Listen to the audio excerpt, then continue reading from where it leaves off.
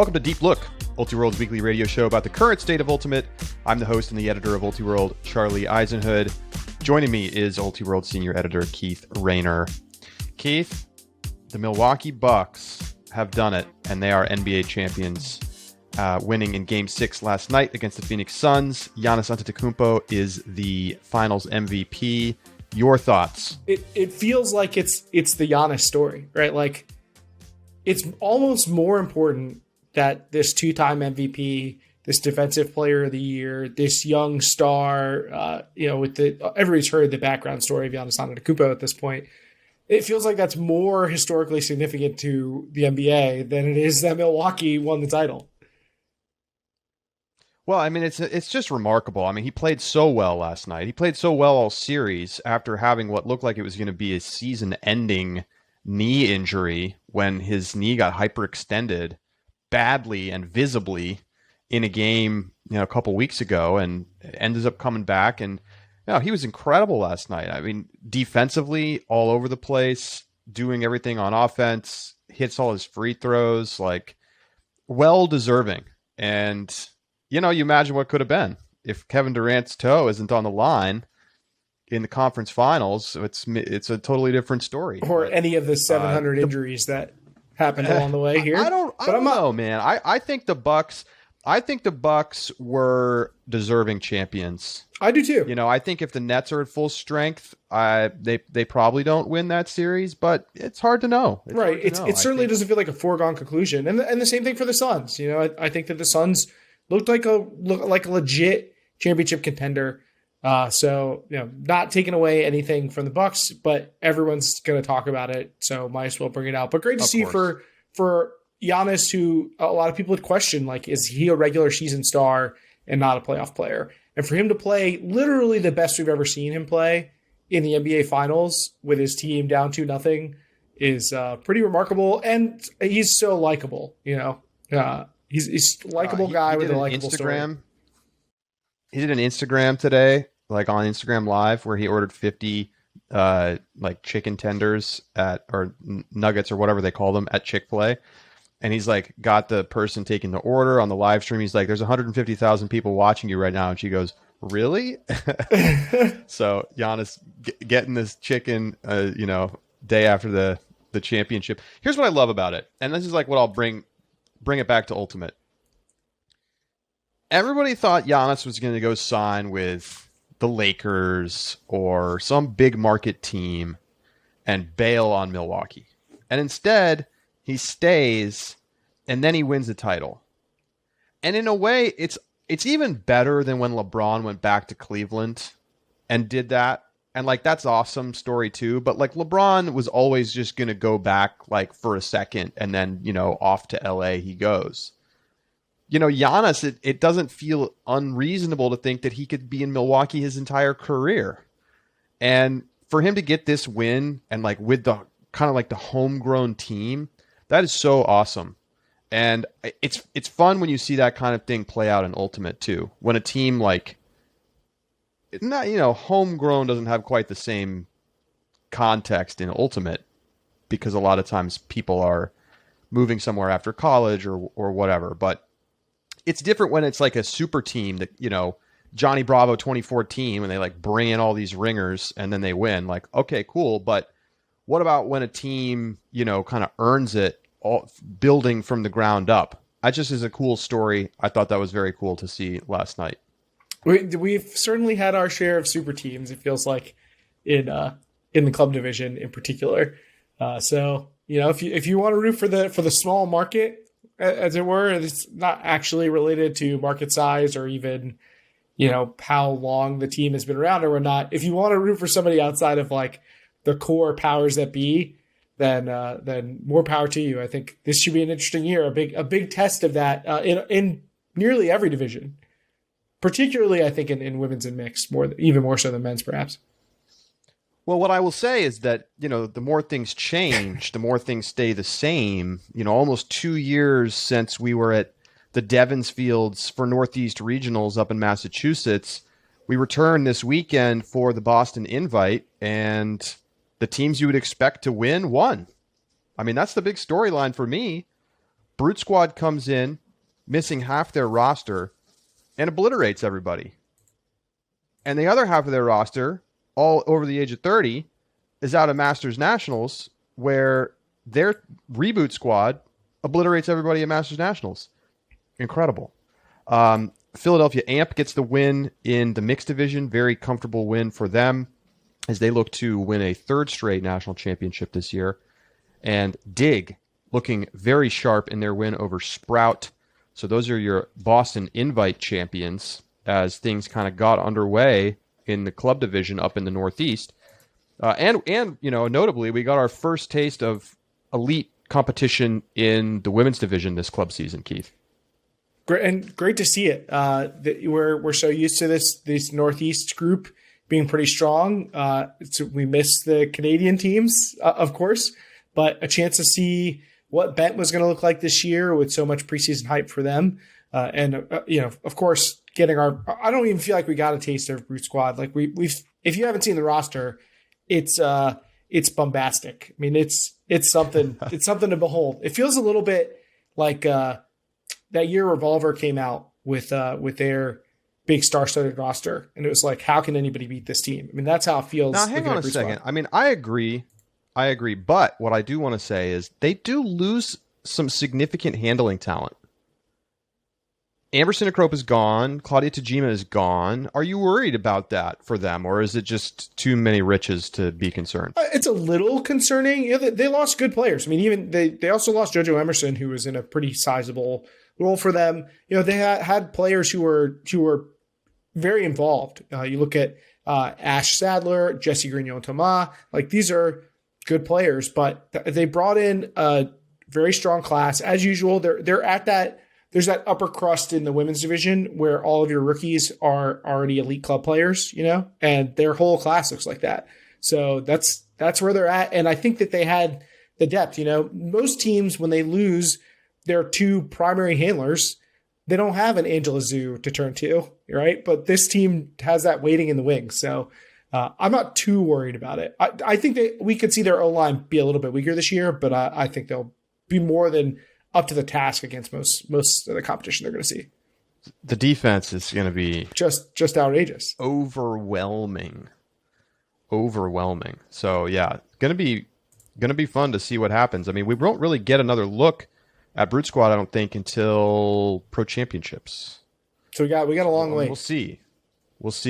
A tournament could pop up, but pretty much there's not going to be a ton of highly competitive club women's competition until late August. I know Portland Schwa is putting together a tournament out west that should bring most of the top West Coast teams together. And then Pro Championships is going to be strong in Boulder. That's Labor Day weekend. But until then, we're not going to see a lot of those teams in action. So it's going to be kind of like we're not going to have that many opportunities to learn what teams are. We're going to see their rosters. We're going to see them play maybe one tournament and then series. So it could be interesting. But I feel good about, Brute Squad's chances of repeating. That's for sure. I mean, they look very, very strong.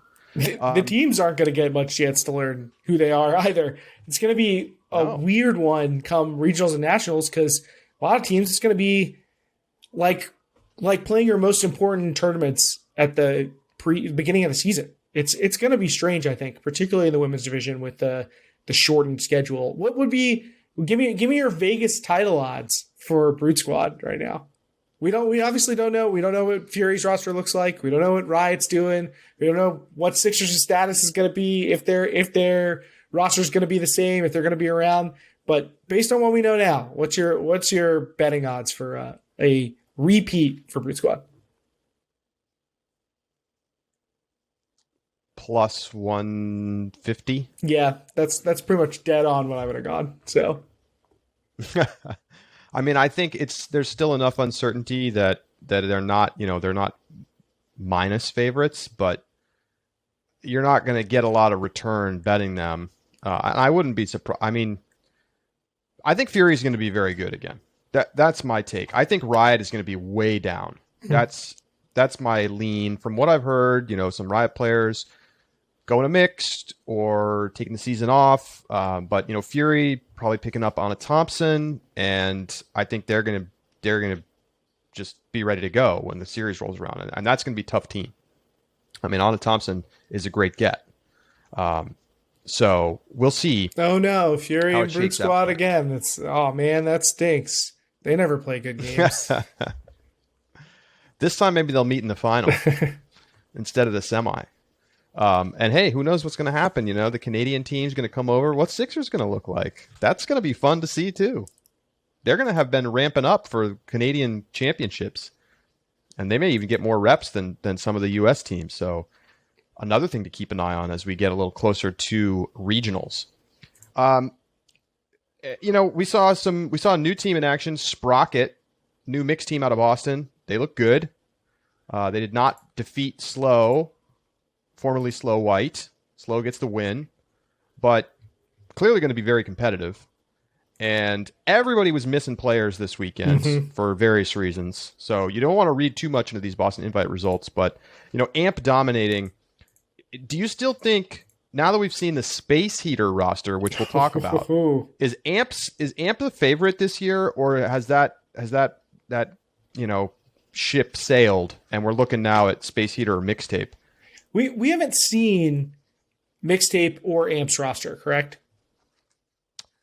I do not believe we've seen an official AMP roster, and Mixtapes is also not out yet. That's okay. Right. So with that said, I mean, I'm on the Space Heater bandwagon right now, but with the right to reserve, I know you're high on AMP, if I'm not mistaken, from our conversations throughout the past couple of weeks, but I'm pretty high on Mixtape, the potential for Mixtape to be the title contender. I mean, when we did our picks, I was high on Mixtape, and so I think I'm going to stick there. But we don't have a heavy favorite like we do potentially Brute Squad in the women's division. But this Space Heater roster is scary. But I do think we're going to probably have like a real top tier in the mixed division.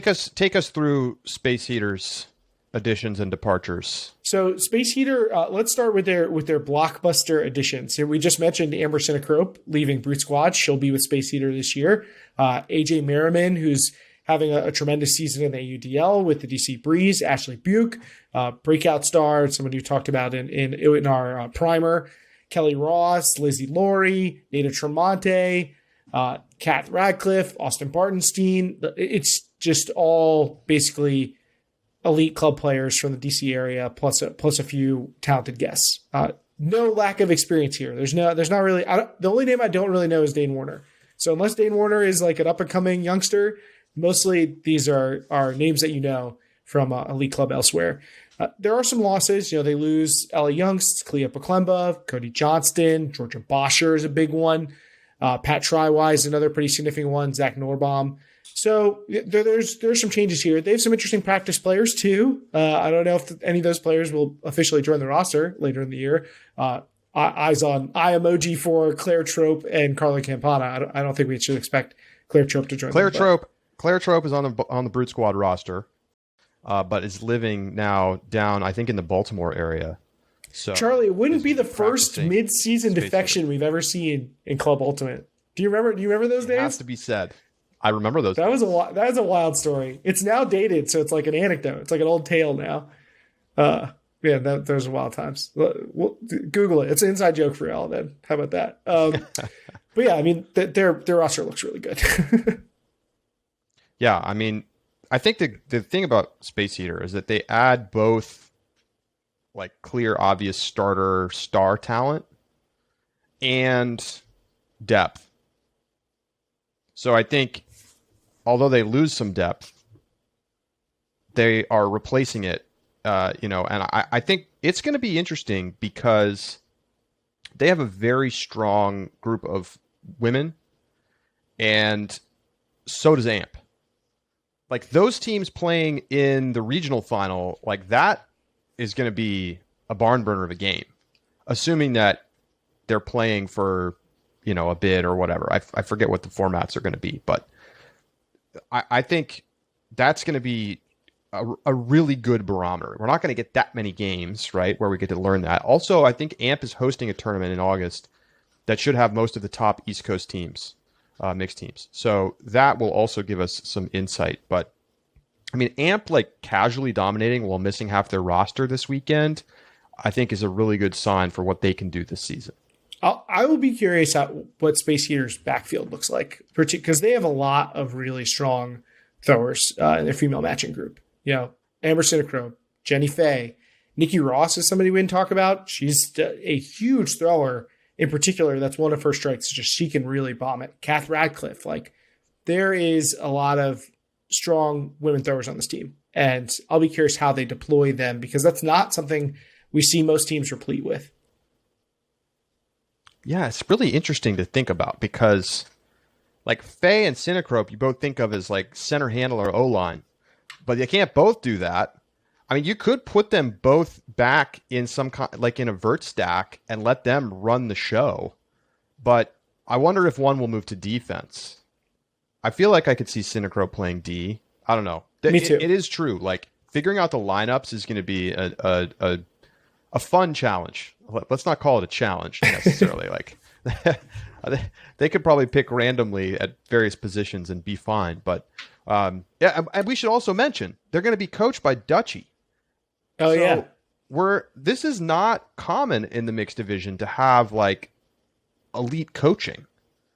And you're going to get somebody who's, you know, multiple time Team USA coach coaching this roster. Now, I don't know exactly what that's going to look like, but that's also something to keep in mind. You know, this is somebody with multiple championships across multiple divisions, and now going to try to get her gold medal in mixed. And I think right now you got to put Space Heater as the favorite. It's fair. I think on paper they're the favorite. What do you make of Dig's performance this weekend?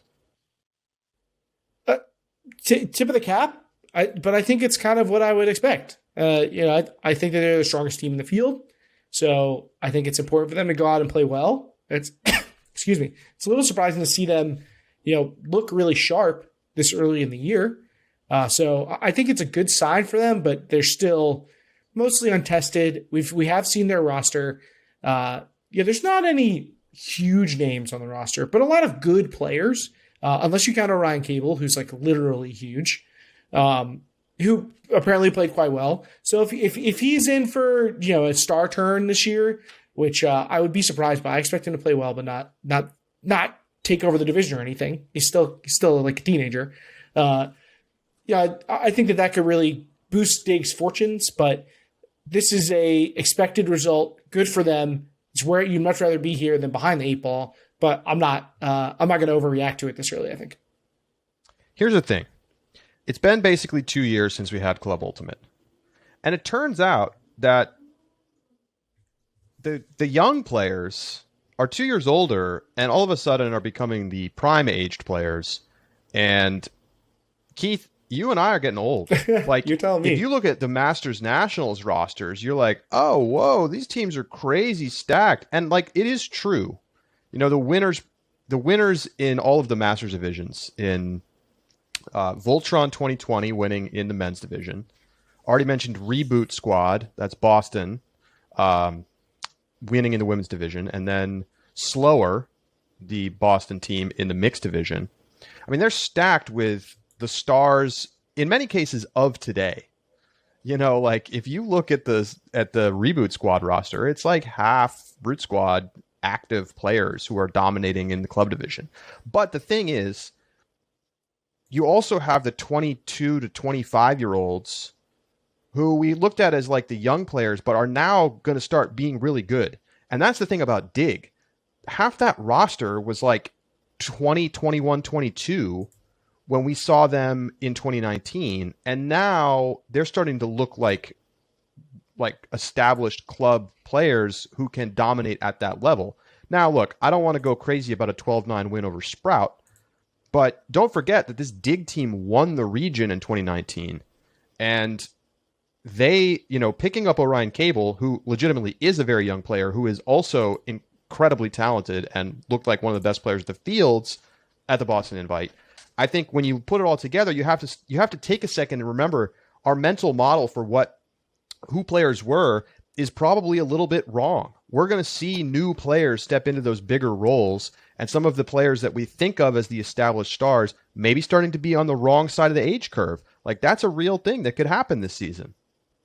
And we just don't know. I mean, like, on the one hand, you have inexperienced players. What kind of reps were they getting? Usually over 2 years, you would improve X amount by getting elite club reps. That didn't happen. Sure. So how does that change their progress, their physical development? Have they been training? For older players, does a year off help them heal up some of the injuries, or does it, add to the decline because they haven't been able to stay in shape? They haven't been staying working. It's hard to say what coming out of a weird gap year is going to do to everybody. It's not a video game. It's not a linear progression for young players and a linear decline for older players. Of course. Well, I just want to quickly, I mentioned the Masters teams. There was also at the Masters Championships this past weekend, we had the great Grandmasters division. So shout out to Johnny Walker, who beat Surly GM, and Molly Blue, who crushed Stretch Mark. And then in the Great Grandmasters division, Relics out of San Francisco beating No Country 50 15-3. The closest final was Voltron out of Seattle beating Johnny Encore 11-10. Looking forward to checking out the tape on that one. We filmed Masters for the first time ever this year, so looking forward to seeing that. Keith, I got to ask you, having seen some of the rosters in the women's division where the age cutoff is 30 years old and higher, I mean, again, Reboot Squad was ridiculous. It was ridiculously stacked. Is it time for them to change the age limit and move it up to 33 alongside the men?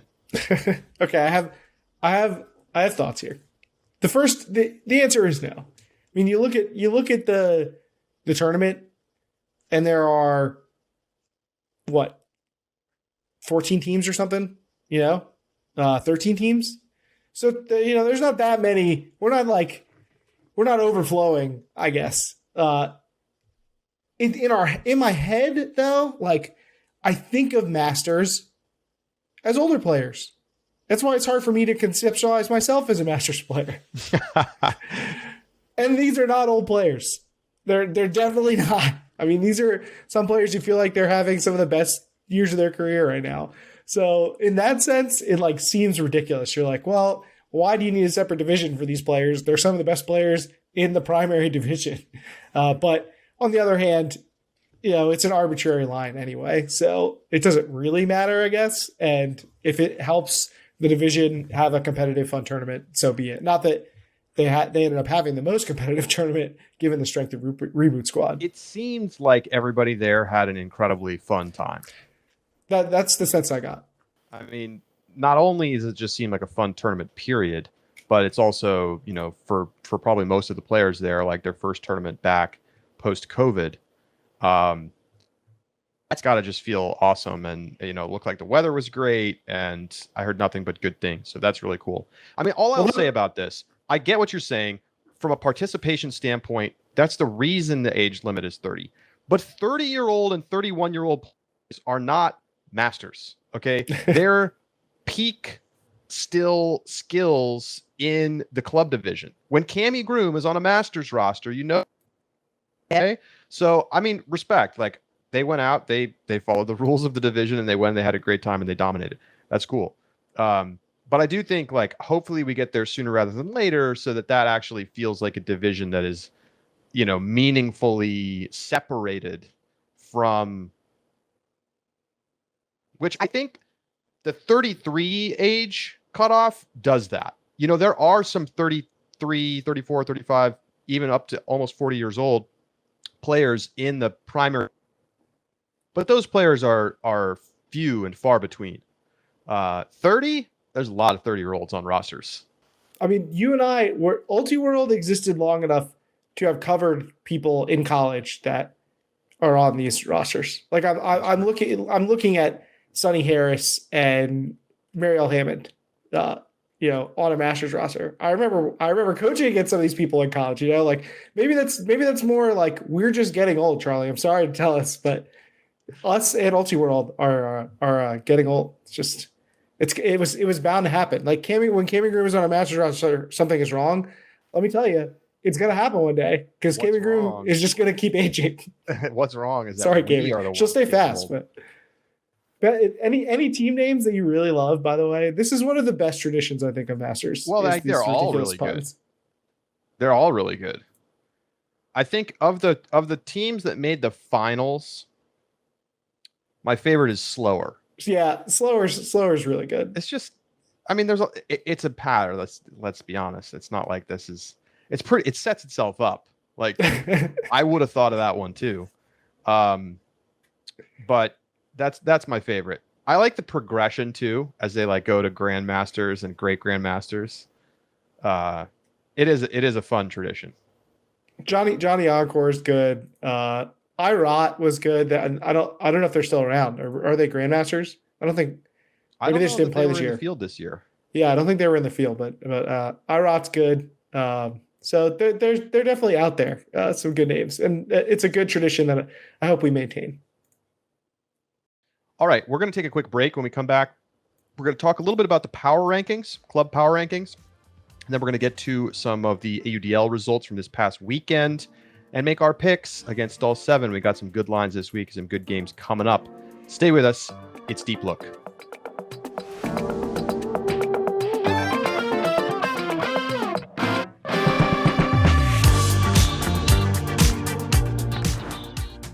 Welcome back to Deep Look. Keith, it's time to take a look at the top 25 club rankings. It felt like we might never get another step, but we've made it back. We're back. And, a lot of this is still a work in progress as we were waiting to see rosters and see teams play. But this is what we got so far. And we're going to look quickly at the top 10. We're going to start where we know the least, and that is in the women's division. And here is your top 10, Keith.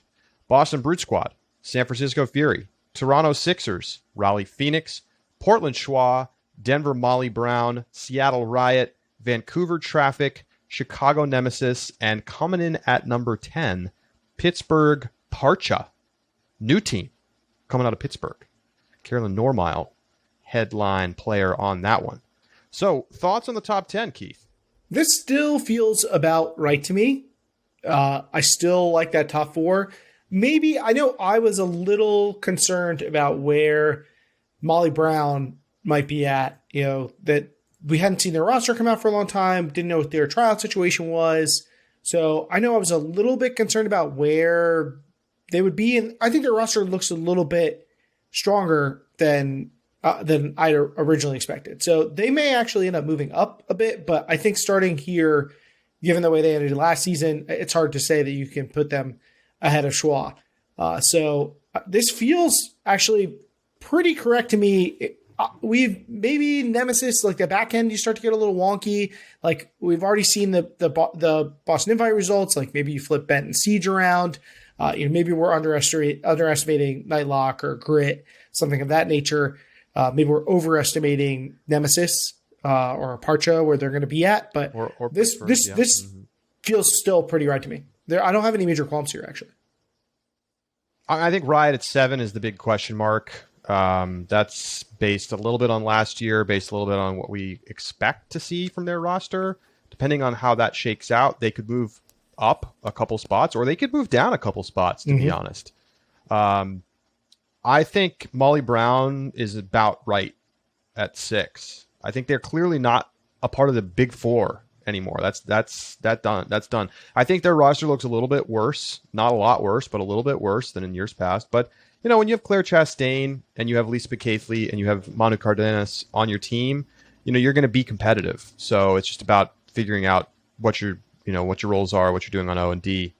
Schwa, I got them into semis, so I'm sticking with that. I think they coming into the season being at 5 seems reasonable enough. I will not be surprised to see them move up, though. They look tough. Claudia Tajima joining them, that's big. Like, they already had a good offense, and they're going to get better.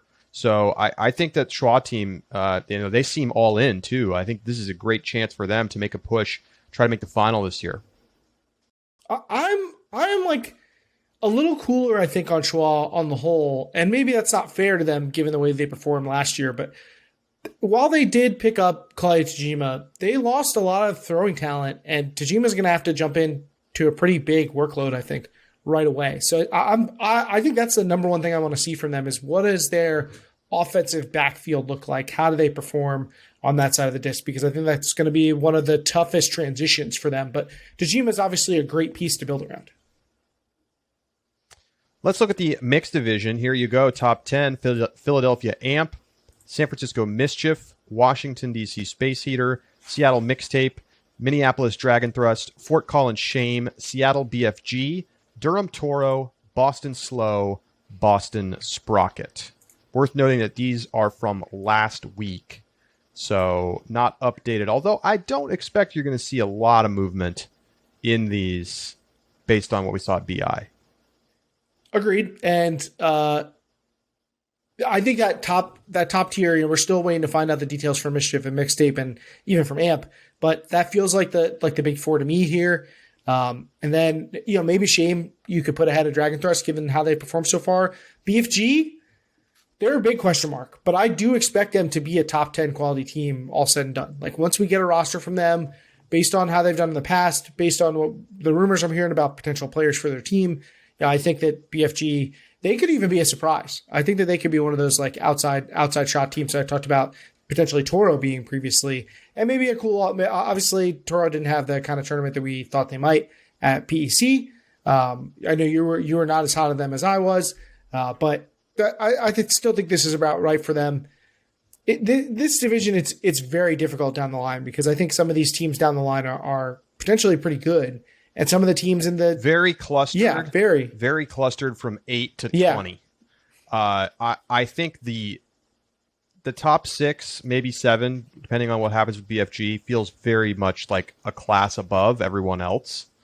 I think Slow and Sprocket, good teams. We'll see what they look like at full strength, but I don't know that they're going to crack into that top tier this year.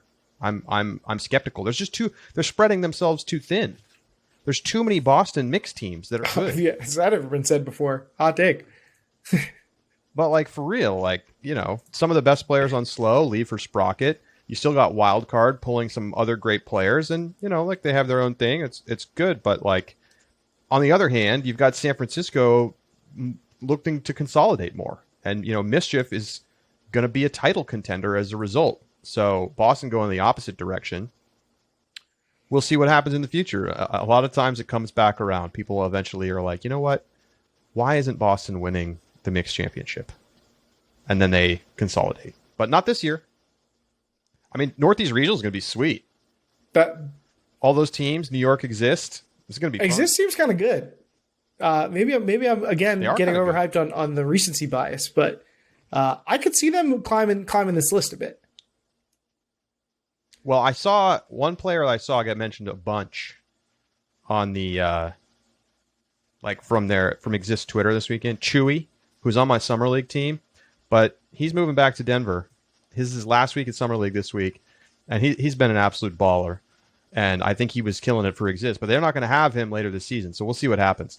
Top 10 in the men's division. Here we go. Seattle Sockeye, Chicago Machine, New York Pony, Raleigh Ring of Fire, San Francisco Revolver, Portland Rhino Slam, Atlanta Chain Lightning, Boston Dig, Denver Johnny Bravo, Washington, D.C. Truck Stop. Well, we talked about the top tier here in the men's division. I think it would be tough to argue with Sockeye being in the number 1 spot, and then you talk about Machine, Pony, and Ring of Fire behind that in what order you want to put them in. But after that, I think you start to get into a pretty big clump. Where you talk about Revolver, potentially Rhino, Chain, Dig, Bravo. I think the reasons to be cool on Truck Stop are pretty valid. Then you get into a third tier, and it's a wide tier before you get into the borderline nationals teams after that. Chain at 7. What do you think about that? Are they getting a lot of the hustle love here? Everybody's hot on the Atlanta Hustle and the AUDL, and that maybe feels like that's what's bleeding into this Chain preseason ranking, and that could come to pass, but it also could flame out. I mean, I'm a little skeptical. I think that's valid. I mean, there's a lot of continuity. And they obviously have the coaching continuity as well, not only from season to season, but also across the AUDL and into the club season. But I just feel like, have we seen enough to have chain that high at this point? I'm not sure that we have. But we're going to find out. I think the zone that they're using in the hustle season, which we're going to talk about in a moment because they beat DC this weekend, got the revenge game on the road in the AUDL, feels like that zone is going to be translatable to club where the field's even narrower. So I'm very curious to see that. And a smart coach texted me and said, what odds can I get on Chain making semis this year? That's a hot take. Look, but can we get a healthy John Stubbs year? Like that, he's that good. He's all club. He's all club good. You know? He's that good. All club first team good. Could be a huge year. I'm certainly not counting them out of the 7th spot. And I guess the question, of course, as always, is who do you put ahead of them? Right. But behind them right now, you have Dig, Bravo, Truck Stop, Condors. Maybe Bravo? Maybe Dig? I don't know. Like, it's a little top heavy this year in my mind. I agree. And I think that I could see Condors or Bravo, moving up into that the 5, 6, 7 range with a strong tournament. But yeah, I think that there's a pretty big drop off from that top 4 or 5. All right. Well, let's take our attention over to the AUDL. Week 7 now in the books, and more exciting games coming up this weekend. There's some big games on deck. We're going to get to those in our picks. The big headline this weekend is that Atlanta goes into DC and just makes DC's offense look easily the worst it's looked all year, Keith, and they get the road win after getting humbled by the Breeze down in Atlanta just last week. Who is the better team? I don't know if you had a chance to watch this Atlanta DC game. When you kind of take it away, they're 1-1. They both the road teams win. Who is the better team? If they have to play a playoff game tomorrow, who's going to win it? I've still got to go with DC right now. I know that they just can't. This was the low. This feels like the low tide for them, right? Like 13 goals. Oh, that is awful. But we know that their offense is good. And like half those were scored by their D line. This was a sputtering performance by an offense that's been, just crystalline. They've been so good up to this point. And I think that while we felt like maybe the completion percentages weren't quite sustainable, it wasn't like they didn't pass the eye test. It wasn't like Norbaum and Johnny Malks weren't playing at an extremely high level. So I think that this is you can scream regression or whatnot, but I think this is kind of a low point for their offense. And credit to the Hustle, who came out with a great game plan and executed and made DC's offense look that bad. But I feel like this was like the worst you're going to see DC's offense play, and maybe I don't know if it's quite the best you'll see Atlanta's defense play, but it felt pretty close. I would still take DC if I had to in a head-to-head matchup. I'm with you. I'm still a little skeptical of Atlanta, but I feel like I don't get to keep holding on to this at this point because the wins they got this weekend were very convincing. Their offense played great. Their defense was suffocating, not just the zone. Their matchup defense was great too. They took it to DC from the start of that game. And the Breeze looked a little shaky. They didn't swing the disc well. They held the disc too long. They weren't moving the disc sideline to sideline at all. Poor performance from Zach Norbaum, who's been great to this point. A little bit of regression here and there. Now, I think you got to give credit to Atlanta and the way that their zone played. And ultimately, I still think we've seen more from DC. And DC's D-line played pretty well. At one point, it came in and played an O point and looked great. And they got breaks. So they almost got back into the game. How good is AJ Merriman? Oh, he's been unbelievable. And like, is this going to translate to club? It's a big deal. Like, Space Heater picking him up. If he keeps it going like this, I mean, to have somebody who can play that kind of defense and then turn around and give you that kind of offense after the turnover, like, those players are rare in Ultimate. They're rare. That's the thing that surprised me the most, I think, about him is the amount of offensive pop he's bringing. Like, I knew he could go out there and play great defense. Maybe he stepped it up to a new level here, but his ability to be a centerpiece on the offense is very impressive. Well, here's what it means. Atlanta now back at number 1 in the Atlantic. They're 6-1. They're the along with New York, the only one-loss teams. DC Breeze, Raleigh Flyers, both at 5-2. That's ahead of New York Empire, who are at 4-1. But I mean, not really. Like, New York's still probably the 2 seed in the, you know, if you extrapolated it out to the end of the season. And so those are the 4 teams that are very clearly jockeying for getting a home field playoff game. Everybody else has a losing record. Philly 3-5, Boston 2-4, and then the bottom feeders in the Thunderbirds and Cannons. So now you start to think about, like, who do you want as your matchup? I mean, I'm excited to see Raleigh play a good team again. It's been a while. They've, like, mopped up on bad teams for like 4 or 5 weeks in a row. And now we get to see them go out and start to actually play some tough competition again. Their upcoming schedule is not easy. So they have, well, first they get Pittsburgh. So one more bunny. That's going to be probably a dominant, 10+ goal win. But then they go road trip Boston, New York. Then they have Atlanta at home, and then they have DC on the road to close their season. So that's going to be a big stretch to kind of figure out where things stand in the Atlantic.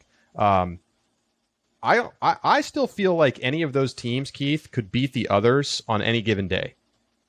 I think we see that with road wins from DC and Atlanta against one another. We've seen New York go on the road and lose at DC, shorthanded, but still. DC losing on the road in week 1 against the Empire. Raleigh has not proven anything yet. This is going to be a fun series to figure out who gets to play at home, which I think is going to be a big deal in the playoffs. We've gotten to the point in the season where, like, there's kind of like a low tier. There's like a bottom floor group of teams. And then the middle tier is very thin. And the teams that are good, like, it feels like they're all fairly even. And it's exciting. I think we're going to be in for a very exciting close to the season and play a postseason. I mean, I think the postseason is going to be pretty thrilling because we're not really going to know who's going to have the advantage. I mean, we're seeing teams get upsets on the road. So I think that this is great for the league's product. We're seeing really good play from a lot of different teams. It's never been more interesting to watch the AUDL. I feel confident in saying that. Like, in seasons past, I haven't been like, oh, I want to turn on an AUDL game. And like this year, I'm like, oh, I want to watch this game. Because, the teams are playing hard and there's more parity. You don't have as many just like chalk it up blowouts, which in years past, I mean, there were a lot of games where you just knew what was going to happen, and that's exactly what happened. You're not seeing that as much this year. So, things are interesting. We have some huge games this weekend. Minnesota and Chicago playing for the 1 seed in the Central. You've got the New York heading down to Atlanta to play the Hustle. The Canadian Cup starts this week. Check out the Huck and A podcast for an in-depth look at what's going on in the Canadian Cup with Toronto, Ottawa, and Montreal. And then who knows what's going on the road out west. I know. San Diego's going on the road to Dallas, and that's a big test game for San Diego. Yeah, they're going on the road to Dallas and Austin. So the two teams next to them in the standings, they play both of them on the road. Before we go on, look ahead and make our picks for this week, any other thoughts on week 7? Cascades getting a win over Dallas in Seattle, 22-18. But then, Dallas kind of righting the ship, getting a win against San Jose, going 1-1 on the road trip. We talked about Hustle Breeze. The Soul split their road trip, almost got the Growlers. That would have been a huge win, but they do beat Los Angeles. Any other thoughts on last week? The Soul love drama, huh? They play the wire every week, it feels like. In fact, they've had 1, 2, 3, 4, 5, 6. They've like over half of their games have been decided by 1 or 2 goals.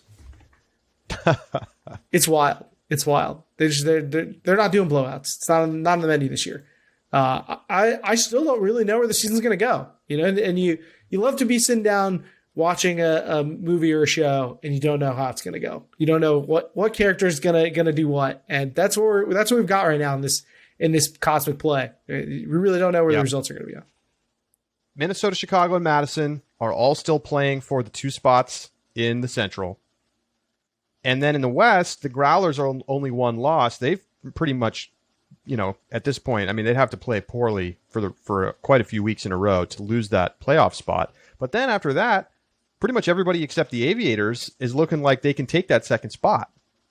Austin's 5-4, Dallas is 5-4, Seattle is 3-4, and San Jose is 2-3. So you look in the loss category, and it's pretty much even. So we don't know what's going to happen. It's going to come down to who plays well on their road trips. I think that's going to be a big difference maker. So let's look ahead to this week. We've got 4 games on the docket for our picks against all 7. Last week we went 1-1. Detroit did not get the job done. They played terrible in the first quarter, Keith, and Minnesota able to cover barely the spread. So we lose on that one, but we did get it right with, what was it, L.A.? Now I'm forgetting. L.A. and Austin. L.A. and Austin. We took the points. We took L.A. plus 1.5, and they lost by 1. So, whew, yikes. But they were the better side. I mean, they were ahead a lot of the game, and Austin did a good job to come back and get the win. So we look ahead to this week. Keith and I haven't even talked about it yet. We're going to make decisions right now together on the show. We'll see if we end up on the same side of most of these ones or if we have to hash it out. First up, San Diego at Dallas. San Diego is a pick'em. San Diego won their previous matchup by 21-20 at home. In San Diego with Dallas on a back-to-back. Yes. So San Diego, this is the first game of their road trip against Dallas. That doesn't bode well. I also feel like I've really had a trouble getting a read on Dallas this year. So I have very little confidence. And I'm almost at the point where I want to be like, okay, I think my gut says to take San Diego, so we should take Dallas. So, look, it's tough because road trip makes me want to take the home team. I think Dallas has a lot to prove. I think this game is extremely important, but you could say that about any of their games. Like, what are they doing losing to Seattle? A Seattle team missing like 2 or 3 of its O-line starters. Doesn't make any sense. This Dallas team is just not that good, is really what I think. I think we have to take San Diego because even though they're on the road, I mean, maybe we get burned because they don't bring a bunch of players or something, but I just think that they're the better team. That's my inclination too. Over the course of the season. If you're on the side of San Diego and I'm on the side of San Diego, let's go with it because at least if we're wrong, I don't have to blame myself. We're taking San Diego, pick 'em at Dallas. Next up, Chicago minus 1.5 on the road at Minnesota. Minnesota's been playing tough. Their handler core has looked really good. I remain somewhat skeptical about their cutter group. I mean, I think I got to take the Union here. I could really see this going either way. The lines are getting tougher and tougher. I think we take Minnesota. You think you take the points here? I think we take Minnesota. Plus 1.5 at home. They've been the better team the last 3 or 4 weeks. They've simply been the better team. They beat Chicago in their last matchup. Yes. And Chicago's the road team. It's hard. I feel like Minnesota getting points. Like, if Minnesota was laying points, then I think about it more. But I think you take the point. But you think about it more? If Minnesota was laying points, you'd still even maybe take them. I mean, depends on how many. I think Pick'em is a little harder, but I think Minnesota getting the point. I mean, I think it's more likely they win this game by 3 or 4 goals than that they lose by 2 or 3. Are Chicago's really come back down to earth. But maybe they get it back this week. But. They beat Minnesota soundly the last time they played it in Chicago. And do you think that like we're due for that breakout Chicago game? That like, oh, this is who the Union we're supposed to be game, or do you think that game's just not going to come? I'm a little skeptical, especially with the road trip. They're going to be missing some players. That's true. It's true, but they've been playing pretty much the whole season missing players. Well, but their last road trip, they went 0-2. Right? Yeah, it was a disaster. It was a disaster. Why is it going to get better this time? I'm fine to take the points because I think Minnesota's good. So we can go with the points, but I'm still waiting on that breakout performance from the Union. Well, this is their chance. I mean, they only have 2 chances left because they only have this, and then they have Madison on the road. You're getting points with the team that's played the best the last 3 weeks, and they're at home. Yeah, that's fair. It's all fair. So I think the math adds up, and we'll take Minnesota. I wonder what Stall 7's going to do on that one. Another barn burner out east, New York at Atlanta. It's a pick'em. I gotta take New York here. Yeah. Yeah, I mean you're getting the team that we thought was the best team before the season started at even money here, basically. Like, yeah, I mean, I just worry about the zone. I worry about the zone. Can New York comfortably play against that defense? Obviously, they're going to have time to prep. Obviously, they're going to have looked at it and worked on it at practice. We know this, but the Empire look great when it's Osgar under to Yacht with steps. That's not going to be there. They have to play a completely different style. I'm not convinced, but I hear what you're saying. I think from a talent perspective, they are the better team, but it's a long road trip. They got to play a zone. They haven't seen a ton of that. Like, what other teams in the East are running a sophisticated zone? Nobody's running a zone like the Hustle are, I don't think.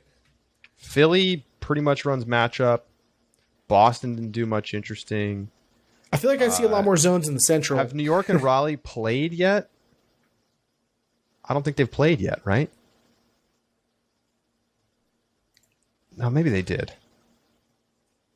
I gotta check the schedule because like Raleigh runs some different defenses. Well, what's your lean? You're saying take the Empire. I am on the Empire here. And no, Raleigh and New York have not played yet. They did not play yet. Yeah, they play in like 2 weeks. It's their only meeting of the season. Okay, I'll go with you. I'm worried about the zone mucking up their offense, but they've looked a little sharp. They looked a lot sharper last time we saw them play. I wish we had the Boston game, which got rained out, as like a data point before this one, but we'll go with it. They certainly have the players. Like, Ryan Osgar shouldn't have a problem playing against this zone. He shouldn't. No. All right, and our last game pick'em this week is Toronto at Ottawa, opening game in the Canada Cup, and it's Toronto -5.5 on the road at Ottawa. Oof, that's a big line. It's a lot of points. We've not had a lot of success with these big lines, Charlie. I don't feel like you and I. No. Yeah. I want to take the points because I feel like Ottawa is not going to be very good. Montreal, I feel like it could put a scare in this Toronto team, but I don't think Ottawa's going to be very good. Ottawa's bad. Yeah, I think they're going to be like, at the level of the Pittsburghs and the Detroits. Then let's lay the point. Yeah, so give me the point. So let's go Toronto. -5.5. I'm fine with it. I mean, I'm worried it's like game one, knocking the rust off. Like, it's easy for me to imagine Toronto winning by like 3. In like a low scoring game. It's like clunky. Yeah. Yes. I can also see that. I can see a 17-12. But Ottawa isn't good. And so maybe it's just, let's not overthink it and let's just expect Toronto to win by 8 or 9. That's where I'm at. All right, we're doing it. So we're taking Toronto minus 5.5. We're taking New York pick'em. We're taking Minnesota plus 1.5, and we are taking San Diego as a pick'em. Okay, I feel pretty good about that. You know, here's the thing: we're taking the better team in every game, and I like that. I like that. None of these numbers are crazy. Getting Minnesota with the points, I think, is tricky, but so we'll see how it goes. We still have a 2 or 3 pick lead over Stolz. Build ourselves some cushion, and I'm waiting to see if we're ever going to get to the point where we're in the high pressure vault of a tie game. All right, quickly, small ball. We're going to play a little small ball. It's been a while, Keith. We haven't played small ball, but we're doing it. And first up, the Premier Ultimate League has announced the venues for their upcoming regional weekends. In the New York area, the New York Gridlock, DC Shadow, and Raleigh Radiance will be playing in Veterans Park in Bayonne, New Jersey, which is just north of Staten Island, and right off the PATH train. It's actually not that hard to get to on public transit. The International Tournament, which is going to feature Portland Rising, Austin Torch, and Medellin Revo Pro, will play up at Fitzpatrick Stadium in Portland, Maine. And then 2 weeks later, the Midwest Tournament, which features the Milwaukee Monarchs, Columbus Pride, and Indianapolis Red, will be played at Hart Park in Wauwatosa, Wisconsin. Hopefully I pronounced that correctly. My mom recently moved to Sheboygan, Wisconsin, north of Milwaukee, so she probably knows how to pronounce Wauwatosa better than I. I did not know that. Did not know that we had the move, but I haven't had a chance to visit yet because of COVID. Understandable. They are supposedly the freshwater surfing capital of the world, and they claim to be the bratwurst capital of the world. I feel like the Germans might dispute this. Yeah, do not tell them that. So yeah, these tournaments are coming up. Which are you most excited for, Keith? I think the East tournament, right, has to be the headliner here.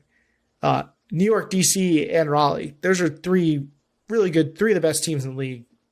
It's to me, it feels like a layup to call that the headlining matchup of the weekend or of the weekends. Yeah, should be fun. Looking forward to seeing that. There's gonna be streaming. More details coming soon. How about this? A little social media drama, Keith. Drew Swanson, player for Chicago Union. I got to pull up the actual tweet here. At Subalpine Swan on Twitter. He tweets out, he quote tweets the AUDL's mid-season awards. And this is like from Evan Lepler and Daniel Cohen and Adam Ruffner. And it was talking about, best defenders in the league. And 2 of the 3, Lepler and Cohen, picked Drew Swanson as the best defender in the league at the halfway mark. Now, we talked about Drew Swanson just on the show last week, Keith. So he quote tweets this article. And no comment, just a screenshot from apparently an email that he received following trying out for Seattle Sockeye. And the screenshot of the email, which just includes the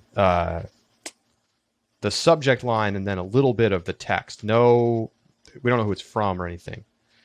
I'm not going to get super in-depth here and keep it brief. You listed a lot of reasons that may have contributed to you not making the roster, but the reason was poor defensive fundamentals. To show concrete examples, and it cuts off there. Now, this got, this got the people going a little bit. It's got like 200 likes. And then later that day, Trent Dillon, of course, plays for Sockeye, he quote tweets the Drew Swanson tweet, Keith, and he says, "The COVID-19 pandemic may be subsiding, but the pandemic of AUDL bros who think they are way better than they actually are silently rages on." This got 354 likes, and also very much got the people going. What's your take on all this, Keith?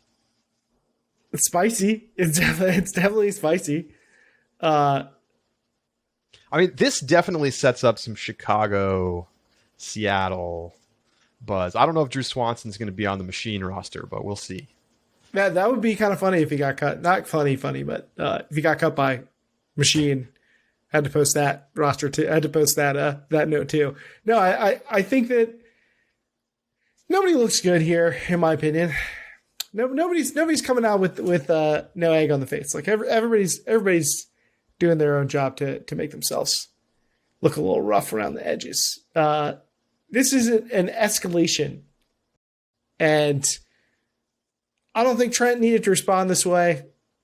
I don't think Drew needed to include the part about sockeye in his message. So to me, this is like, we've been watching a lot of basketball lately. This is, the push before the ref gets there, and then the bigger, stronger overreaction push that gets the tech. Like that's what we're seeing right here. I have to say, I saw the Drew Swanson tweet and I was like, oh, that's like a clever way of being like, you guys messed up and you should have rostered me. And like, it wasn't overly aggressive or anything. It wasn't like calling anybody out. I mean, it was a subtweet because he didn't @ sockeye or anything, but I just felt like it was like, here's this guy. He's playing great in the AUDL. Legitimately, he's playing great defense. It's clear to see if you watch the tape. And, people call him out as the best defender in the league right now. Now, I don't know if that's going to keep up, but I mean, he clearly is a strong defensive player in that setting. And so, to be called out for having bad defensive fundamentals by the captain or the coach or whoever on sockeye as the reason you got cut, I mean, fair enough. And you know what? Maybe he played poorly at tryouts. Maybe he didn't show good defensive fundamentals. I mean, the email where it cuts off literally includes examples of him displaying bad defensive fundamentals, presumably. But like, to me, that's like kind of a funny way of being like, oh, you guys messed up. Like, started from the bottom, now I'm here kind of thing. But I have to say, Trent Dillon's tweet felt mean. It did not feel funny. No. It just felt nasty. Like, I mean, the pandemic of AUDL bros who think they are way better than they actually are silently rages on. I mean, it's just like, don't you have friends who play in the AUDL? Like, I just don't understand. Like, I'm tired of the dichotomies here. Okay. The idea that there's like some gigantic gulf between club men's ultimate and the AUDL isn't true. I mean, half the teams look identical to each other. And like, there's no substantive difference besides the field size and like the schedule. So to me, I feel like it's just kind of like a mean-spirited way of responding to something that is kind of just a mundane sort of typical response in like a sports context of when, somebody says you're not good enough and then you like go out and play well. Like, isn't that a normal response? To me, like, Trent's reaction here it's not cool, man. Agreed. And to me, it's an escalation. We don't see Trent's response differently. I think I see Drew Swanson's message differently than you do. Like, you don't need the sockeye part to hype yourself up, right? Hey, look at people saying I'm the best defender in the league is the hype. And if you are going to post I got cut, there are a lot of ways to do it that don't involve trying to he could have target the team. It without the sockeye tryout. Sure, do that, or just post like, me 6 months ago or whatever the time frame is, get cut. Me now, best defender or whatever. Sure. Like, there's a lot of ways to go about it that don't involve finger pointing sockeye and saying like, haha. And, he has to know when he posted it's potential bulletin board material. If he does make machine and they play sockeye and he gets posterized or he's getting cooked, he has to know that somebody could be like, that was a nice tweet. Sorry you didn't make the team. Right. And vice versa. It's going to be good spice. Like, I'm not anti spice, I guess. But if you're gonna throw flames out there, you got to be ready for someone to come back your way.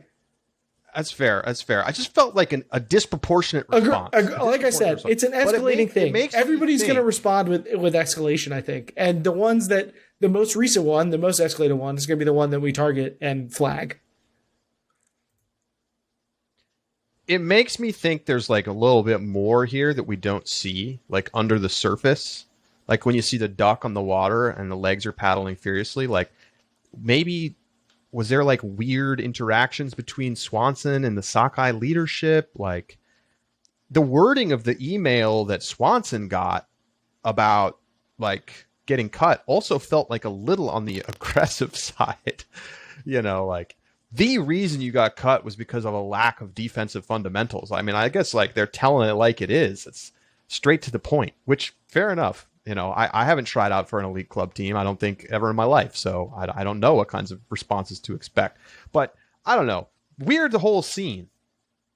But you know what? I hope Drew Swanson plays for Machine, and I hope that they play each other at a tournament coming up, maybe at Nationals, maybe in the National Final. It's not impossible, and I look forward to Drew Swanson matching up on Trent Dillon. I have been cut from trying out for club teams that I felt like I should have made. So I know that feeling.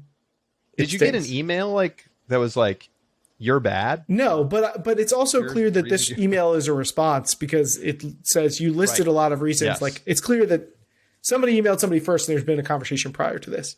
That's what I'm saying. The duck paddling. Yeah. So there's more to this, but I get why you don't provide it's an app for brevity.